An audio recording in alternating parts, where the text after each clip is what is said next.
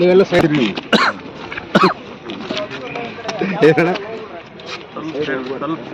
ಬರ್ರಿ ಮ್ಯಾಚ್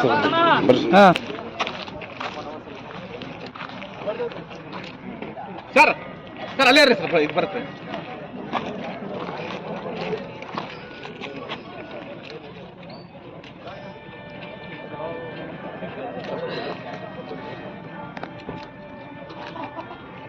ನೋಡ್ರ ನೀನು ಆಟ ಬರ್ತದೆ.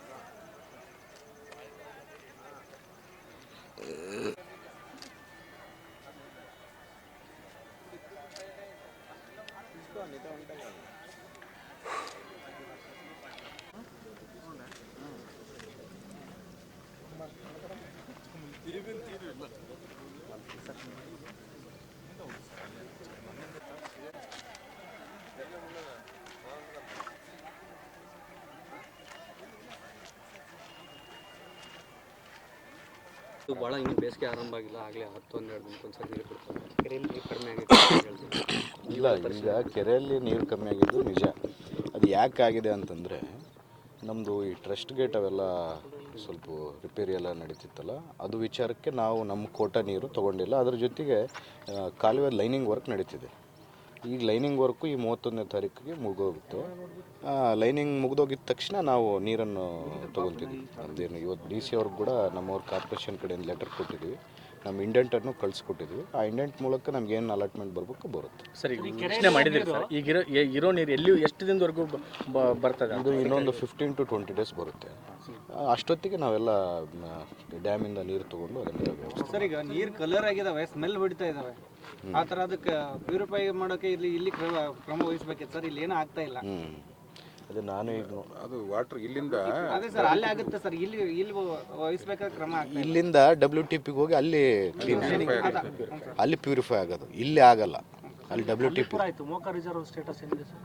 ಅದನ್ನು ವಿಸಿಟ್ ಮಾಡಬೇಕು, ನಾಳೆ ಮಾಡ್ತೀನಿ ಸರ್. ಬೇಸಿಗೆ ಬಂದಾಗ ಅಷ್ಟೇ ಈ ರೀತಿ ಆಗೋದಕ್ಕಿಂತ ಮುನ್ನೆಚ್ಚರಿಕೆಯಾಗಿ ಇನ್ನೊಂದಿಷ್ಟು ಕೆರೆಗಳು ಮಾಡ್ಬೋದು. ಫ್ಯೂಚರ್ ಇಲ್ಲ, ನಾವು ಮಾಡ್ತಿದ್ದೀವಲ್ಲ ಈಗ. ಅದು 1200 ಕೋಟಿ ಪ್ರಾಜೆಕ್ಟು, 1200 ಕೋಟಿ ಪ್ರಾಜೆಕ್ಟ್ ಏನು ಹೇಳಿದ್ವಿ, ಅದರಲ್ಲಿ ಕೊಲಗಲ್ ಹತ್ರ ಒಂದು ಕೆರೆ ಮಾಡ್ಕೊತಿದ್ದೀವಿ. ಅದರಲ್ಲಿ ಇದರಲ್ಲಿ ಏನು ಫಸ್ಟ್ ಫೇಸಲ್ಲಿ 270 ಕೋಟಿ ಸಪ್ಲೈ ಚೈನ್ಗೆ, ಓವರ್ ಹೆಡ್ ಟ್ಯಾಂಕ್ಸ್ಗೆ ಏನು ಇಟ್ಕೊಂಡಿದ್ವಿ. ಸೆಕೆಂಡ್ ಫೇಸಲ್ಲಿ ಏನು ಪೈಪ್ಲೈನ್ ಬರುತ್ತಲ್ಲ, ಅದು ಸ್ಟೋರೇಜ್ಗಂತೂ ಕೊಲಗಲ್ಲಲ್ಲಿ ಒಂದು ಕೆರೆ 200 ಎಕರೆಯಲ್ಲಿ ಮಾಡ್ಕೊತೀವಿ. ಸರ್, ಬೇಸಿಗೆ ಆರಂಭದಲ್ಲೇ ಸಿಟಿಗೆ 12ರಿಂದ 15 ದಿನಕ್ಕೆ ಒಂದು ಸಾರಿ ನೀರು ಬಿಡ್ತಾ ಇದ್ದಾರೆ ಸರ್. ಅದೇ ಸಮಸ್ಯೆ ಏನಂದರೆ ನೀರಿನ ತೊಂದರೆ ಏನಿಲ್ಲ. ಈ ಕಾಲುವೆ ಲೈನಿಂಗ್ ವರ್ಕು ಮತ್ತು ಈ ಟ್ರಸ್ಟ್ ಗೇಟ್ಸ್ದು ಸ್ವಲ್ಪ ರಿಪೇರಿ ಅವೆಲ್ಲ ಇದ್ವಲ್ಲ, ಅದಕ್ಕೋಸ್ಕರ ನಮಗೆ ನೀರು ತೊಗೊಳಕ್ಕೆ ಆಗಲಿಲ್ಲ.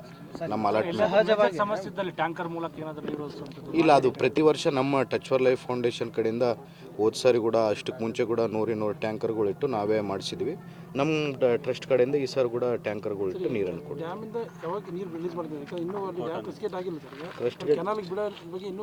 ಇಲ್ಲ, 31ನೇ ತಾರೀಕಿಗೆ ಮುಗಿದೋಗುತ್ತಲ್ಲ ಅದು ಲೈನಿಂಗ್ ವರ್ಕ್ ಮುಗಿಯುತ್ತೆ.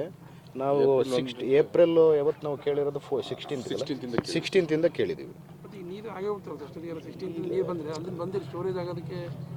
ಸರ್, ಈಗ ಜನರಿಗೆ ಆತಂಕ ಅಂತಂದ್ರೆ ಟ್ರಸ್ಟ್ ಗೇಟ್ ರಿಪೇರಿ ನಡೀತಾ ಇದೆ, ಡ್ಯಾಮಲ್ಲಿ ನೀರಿಲ್ಲ. ಆತಂಕ ಯಾಕಂದ್ರೆ ದಿನ ಕಳೆದಂತೆ ಏಪ್ರಿಲ್ 16 ಅಂದ್ರೆ ಸರ್, ಅಲ್ಲಿಂದ ನೀರು ಬಂದು ಸ್ಟಾಕ್ ಆಗಿ ಬರೋದಕ್ಕೆ ಈಗ ಆಲ್ರೆಡಿ ಇವತ್ತು ಮಾರ್ಚ್.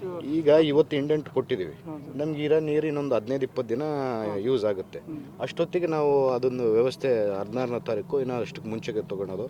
ಯಾಕಂದರೆ ಫಸ್ಟು ಆಂಧ್ರ ಅವ್ರಿಗೆ ಬಿಡುಗಡೆ ಮಾಡಬೇಕು, ಆದಮೇಲೆ ನಾವು ತೊಗೋಬೇಕು. ಹೆಂಗೆ ಆಂಧ್ರ ಕೋಟ ಬಿಡುಗಡೆ ಮಾಡಿದಾಗ ನಾವು ತೊಗೊಳೋದು, ಇಲ್ಲಾಂದರೆ ನಾವು ಸಪ್ರೇಟಾಗಿ ತೊಗೊಳೋದು. ಒಂದು ಸಲ DC ಹತ್ರ ಚರ್ಚೆ ಮಾಡ್ಕೊಂಡು ನಾವು ಸರ್ ಈಗ ಏಪ್ರಿಲ್ವರೆಗೆ ಅಂತ ಹೇಳಿದ್ರೆ ಬಹುತೇಕ ಡೆಡ್ ಸ್ಟೋರೇಜ್ಗೆ ಹೋಗ್ತದೆ ಸರ್ ಡ್ಯಾಮ್ ನೀರು ಸರ್. ಡೆಡ್ ಸ್ಟೋರೇಜ್ಗೆ ಹೋದಾಗ ಎಲ್ಲಿಗೂ ರಿಲೀಸ್ ಮಾಡಲಿ ಡ್ಯಾಮಲ್ಲಿ ಇದೆ ನೀರು, ಡ್ಯಾಮಲ್ಲಿ ನೀರಿದೆ.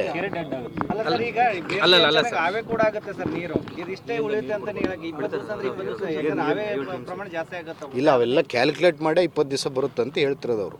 ಅವ್ರಿಗೊಂದು ಲೆಕ್ಕಾಚಾರ ಇರುತ್ತೆ, ಏನು ಎಷ್ಟು ಎವಾಪ್ರೇಟ್ ಎಷ್ಟಾಗುತ್ತೆ, ಎಷ್ಟು ಉಳಿಯುತ್ತೆ, ನಮ್ಗೆ ಎಷ್ಟು ದಿನಕ್ಕೆ ಬರುತ್ತೆ ಅಂತೇಳಿ ಆ ಲೆಕ್ಕಾಚಾರದ ಮೇಲೆ ಹೇಳಿರೋದು. ಸರ್, ಪ್ರತಿ ಬೇಸಿಗೆಯಲ್ಲೂ ಜಲಚರಗಳಿಗೂ ಮತ್ತು ಕುಡಿಯೋ ನೀರಿಗಾಗಿ ನೀರೇನು ಮೀಸಲು ಇರುತ್ತೆ, ಆದರೆ ಈ ಕೆರೆಗೆ ಒದಗಿಸೋದು ಯಾವಾಗ ಅಂತ ಅದೊಂದು ಕನ್ಫರ್ಮ್. ಕೆರೆ ತುಂಬಲಿಕ್ಕೆ ಒಂದೂವರೆ ತಿಂಗಳು ಬೇಕಾಗುತ್ತೆ ಸರ್. ಒಂದು ತಿಂಗಳು ಅಷ್ಟು ದಿನ ಏನು ಬೇಕಾಗಿಲ್ಲ, 1.5 ತಿಂಗಳು ಬೇಕಾಗುತ್ತೆ.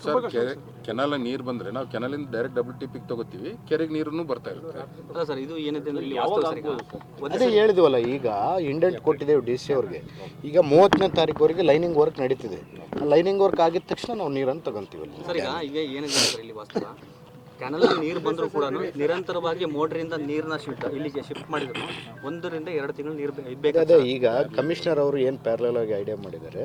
ಅಲ್ಲ, ಅದು ಓಕೆ ಸರ್, ಅರ್ಥ ಆಯ್ತು ನಮಗೆ. ಈಗ ಏನಂದ್ರೆ ಇದಕ್ಕಿರೋದು 2-3 ಮೋಟ್ರ್ ಇದೆ ಸರ್.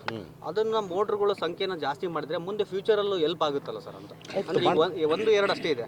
ನೀವು 1 ತಿಂಗಳು ತುಂಬಿಸೋದನ್ನ ನೀವು 15 ದಿವಸದಲ್ಲೇ ತುಂಬಿಸಬಹುದಲ್ಲ ಅಂತ. ಈಗ ನಾವು ಈ ಕೆರೆ ಅಭಿವೃದ್ಧಿಗೆ ಕೂಡ ಒಂದು 20 ಕೋಟಿ ರೂಪಾಯಿ ಬೂಡೋದಲ್ಲಿ ಅನುದಾನವನ್ನು ಇಟ್ಕೊಂಡು ಕೆರೆ ಸ್ಟ್ರೆಂತ್ನಿಂಗು ಮತ್ತು ಜಂಗಲ್ ಕಟಿಂಗು ಮತ್ತು ಹೊಸ ಮೋಟರ್ಸು ಡಿಸೆಲ್ಟಿಂಗು ಮಾಡ್ಕೊತಿದ್ವಿ. ಅದು ಈಗ ನಾವು DM ಅಪ್ರೂವಲ್ಗೆ ಹೋಗಿದೆ. ಇನ್ನೊಂದು 1-2 ತಿಂಗಳಲ್ಲಿ ಅದು ಕೂಡ ಟೆಂಡರ್ ಆಗುತ್ತೆ ಸರ್. ಈಗ ಅದು ಡ್ಯಾಮಿಂದ ತರೋದು ಎಲ್ಲಿಗೆ ಬಂತು ಸರ್ ಪ್ರಾಜೆಕ್ಟ್? ಇಲ್ಲ, ಡ್ಯಾಮಿನ ತರೋದು 270 ಕೋಟಿ ಫಸ್ಟ್ ಫೇಸಲ್ಲಿ 270 ಕೋಟಿದು ಟೆಂಡರ್ ಆಗಿದೆ. ನಾವು ಪೂಜೆ ಮಾಡಬೇಕು, ಹಲವಾರು ಕಾರಣಗಳಿಂದ ಮಾಡಿಲ್ಲ ಸಪ್ಲೈ ಚೈನ್ದು. ಅದ್ರ ಜೊತೆಗೆ ಇನ್ನೂ ಒಂದು 1000 ಕೋಟಿದು ಟೆಂಡರ್ ಆಗ್ತಿದೆ. ಯಾಕಂದರೆ ನಾವು ಕುಡ್ತಿನ ಹತ್ರ ಏನು ಒಂದು ಏನಣ್ಣ ಇಲ್ಲ ಕುಡ್ತಿನಿ ಹತ್ರ ಅವರಿಗೆ ಟ್ಯಾಪಿಂಗ್ ಕೊಡಬೇಕೋ ಇಲ್ಲ ಅನ್ನೋದು ಒಂದು ಚರ್ಚೆ ನಡೀತಿತ್ತು. ಆ ಡಿಮ್ಯಾಂಡು ಕುಡ್ತಿನಿ ಅವ್ರು ಕೂಡ ಇದೇ ಪೈಪ್ಲೈನ್ ಬರುತ್ತಲ್ಲ, ನಾವು ಟ್ಯಾಪಿಂಗ್ ಕುಡ್ತಿನಿಗೆ ತೊಗೊತೀವಿ ಅಂದರೆ ನಮ್ಮ ಅಲಾಟ್ಮೆಂಟಲ್ಲಿ ನಾವು ಕೊಡೋಕ್ಕಾಗಲ್ಲ, ನೀವು ಎಕ್ಸ್ಟ್ರಾ ಅಲಾಟ್ಮೆಂಟ್ ಏನನ್ನ ವಾಟರ್ ಅಲಾಟ್ಮೆಂಟ್ ಮಾಡ್ಕೊಂಡು ನೀವು ತೊಗೊಳ್ರಿ ಅಂತೇಳಿ ಚರ್ಚೆ ನಡೀತಿತ್ತು. ಅದು ಆದಷ್ಟು ಶೀಘ್ರದಲ್ಲಿ ಅದು ಮುಗಿಯುತ್ತೆ. ಆ ಯೋಜನೆ ಕೋಟಿ ಬೇರೆ 227 ಕೋಟಿ ಬೇರೆ ಸರ್. 2 ಪ್ರಾಜೆಕ್ಟ್ ಸರ್ ಇದು? ಎಲ್ಲ ಒಂದೇ ಪ್ರಾಜೆಕ್ಟ್. ಈಗ ನೀರು ಇಲ್ಲಿ ಅಲ್ಲಿಂದ ಇಲ್ಲಿಗೆ ಬಂದಾಗ ಸಪ್ಲೈ ಚೈನ್ ಏನಾದ್ರು ಬೇಕಲ್ಲ, ಫಸ್ಟ್ ಇಲ್ಲಿ ಓವರ್ ಹೆಡ್ ಟ್ಯಾಂಕ್ಸ್ ಆಗಿರ್ಬೋದು, ಮನೆ ಕನೆಕ್ಷನ್ಸ್ ಆಗಿರೋ ಪೈಪ್ಲೈನ್ಸು, ಅದು 270 ಕೋಟಿದು ಅದು. ಮತ್ತು ತುಂಗಭದ್ರಾ ನದಿಯಿಂದ ಇಲ್ಲಿಗೆ ಬರೋದು 1000 ಕೋಟಿ. ಸರ್, ಆ ಯೋಜನೆ ಏನಾದರೂ ಕಂಪ್ಲೀಟ್ ಆದರೆ ಬಹುಶಃ ಕುಡಿಯೋ ನೀರಿನ ಸಮಸ್ಯೆ ಇರಲ್ಲ ಅಂತ ಹೇಳಿ 2060ವರೆಗೆ ನಾವು ಮಾಡ್ತೀವಿ. ಹಿಂದೆ ಬಿಜೆಪಿ ಏನು ಈ ಸಾರಿ ಏನು ಅರ್ಧ TMCನ ಅಥವಾ 1/4 TMCನ ಕೆರೆ ತುಂಬಿಸಕ್ಕೆ? ಇಲ್ಲ, 1.3 TMC ಅಲ್ಲ, 1.3 TMC ನಮ್ಮ ಅಲಾಟ್ಮೆಂಟ್. ಸರ್, ಹಿಂದೆ ಬಿಜೆಪಿ ಗೌರ್ಮೆಂಟ್ ಇದ್ದಾಗ ಬಳ್ಳಾರಿ ಜನರಿಗೆ ಒಂದು ಆಶ್ವಾಸನೆ ಕೊಟ್ಟು 100 ಕೋಟಿ ವೆಚ್ಚವನ್ನು ನಾವು ನೀರು ಕೊಡ್ತೀವಿ ಅಂತೇಳಿ ನೆಲ್ಲಿಗಳು ಹಾಕಿದ್ರು. ಈಗ ಅವರು ಇದಾದರೆ ಫ್ಯೂಚರ್ ಯೋಚನೆ ಮಾಡಲಿಲ್ಲಂಗೆ ಮಾಡಿಬಿಟ್ರು ಅಂತ ಅನ್ಸಲ್ಲ ಸರ್ ಇದು? ಯಾಕಂದರೆ ಒಂದು 100 ಕೋಟಿ ಖರ್ಚಾಗಿದೆ ಸರ್. ಎಲ್ಲರ ಮನೆ ಮುಂದೆ ಕೆಲವು ಕಡೆ ಎಲ್ಲ 50% ನೆಲ್ಲಿಗಳನ್ನ ಹಾಕ್ಬಿಟ್ಟಾರೆ, ಅದರಲ್ಲಿ ನೀರು ಬರ್ತಾ ಇಲ್ಲ. BJP ಆ ಪ್ರಾಜೆಕ್ಟು ಸಕ್ಸಸ್ಫುಲ್ ಇರಲ್ಲ. ಅವೆಲ್ಲ ಅವರು ಏನಂದರೆ ಕಾಂಟ್ರಾಕ್ಟರ್ಸ್ಗೆ ಅನುಕೂಲ ಮಾಡ್ಬೇಕಂತೇಳಿ ಪ್ರಾಜೆಕ್ಟ್ಸ್ ಮಾಡಿರ್ತಾರೆ. ಅವರು ಯಾವ ಪ್ರಾಜೆಕ್ಟ್ ಸಕ್ಸಸ್ ಜನಕ್ಕೋಸ್ಕರ ಅಲ್ಲ, ಅವ್ರು ಕಾಂಟ್ರಾಕ್ಟರ್ಸ್ಗೋಸ್ಕರ. ಬೇರೆ ಗುಜರಾತು ಡೆಲ್ಲಿ ಕಾಂಟ್ರಾಕ್ಟರ್ಗೆ ಅವ್ರಿಗೆ ಪೈಪ್ಲೈನ್ ಕಂಪ್ನಿ ಇದು ಫ್ಯಾಕ್ಟ್ರಿ ಇತ್ತು, ಅವ್ರ ಪೈಪ್ಲೈನ್ಸಲ್ಲಿ ಮಾರಾಟ ಆಗ್ತಿರ್ಲಿಲ್ಲ. ಅವ್ರಿಗೆ ಪೈಪ್ಲೈನ್ಸ್ ಮಾರಾಟ ಆಗಬೇಕಂದ್ರೆ ಇಲ್ಲೊಂದು ಟೆಂಡರನ್ನು ಕರೆದು ಅವ್ರಿಗೆ ಕೊಟ್ಬಿಟ್ರು. ಅದೇನು ಜನಪರವಾದಂಥ ಕೆಲಸ ಅಲ್ಲ. ಟೆಂಡರ್